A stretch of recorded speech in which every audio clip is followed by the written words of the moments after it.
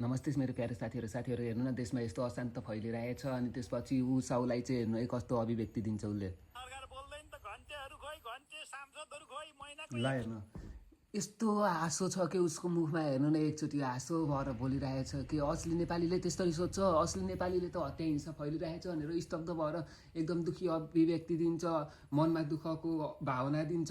तर उसाउलाई त जहिले पनि हो कि त्यही फेक न्युज जानी गर्छ कि जहिले एक दिन होइन, 2 दिन होइन, एकचोटि होइन, 2 चोटि होइन, जहिले पनि। अनि यो भनिराख्दाखेरि फेरि हजुरहरूलाई यसले त नेपालको बारेमा त राम्रो राम्रो बोलिरहेछ, साथीहरू नेपालको बारेमा राम्रो राम्रो सबैले बोल्छ के, तर साथमा साथ दिएर हामी अगाडि बढ्नु नै सबभन्दा ठुलो कुरा हो कि। यहाँ निःशुल्क बिजुली सेवा, शिक्षा हेर्नु त स्वास्थ्य सबलाई निःशुल्क गर्न छ, त्यसको लागि त हामीले त साथमा साथ दिएर अनि बल्ल अगाडि बढ्ने नि त। अनि यस्तो आउँछ अनि त्यसपछि अनि हजुरहरूलाई चाहिँ अनि यसो टिकटकको रिलमा अनि यसो राम्रो भनिदियो, जानी राम्रो भनिदियो, अनि त्यसपछि हजुरहरूले त्यही पत्याउनुहुन्छ, अनि त्यसपछि अनि उसकै कुरा सुन्नुहुन्छ, उसलाई नै राम्रो भन्नुहुन्छ कि। तर साथमा साथ दिन पर्छ कि साथीहरू, हामीले यसरी हत्या हिंसा यसरी फैल्यो भनेदेखि हामी कसरी अगाडि बढ्न सकिन्छ।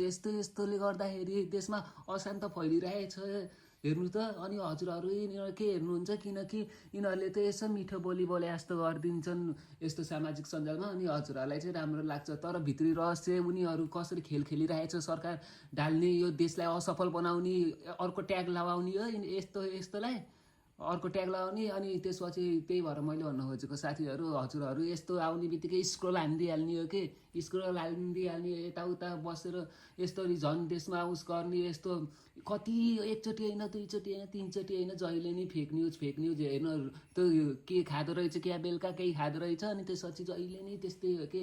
अहिलेदेखि होइन कि जेन्जी आन्दोलनभन्दा पहिल्यैबाट के यस्तो झ्याउै लाग्ने भनेको साथीहरू। त्यही भएर हजुरहरूलाई भनेको हामी सबैले मिलेर साथमा साथ दिएर हामी सबैलाई निःशुल्क स्वास्थ्य, शिक्षा, बिजुली पाउनको लागि हामीले सरकारलाई साथमा साथ दिनुपर्छ।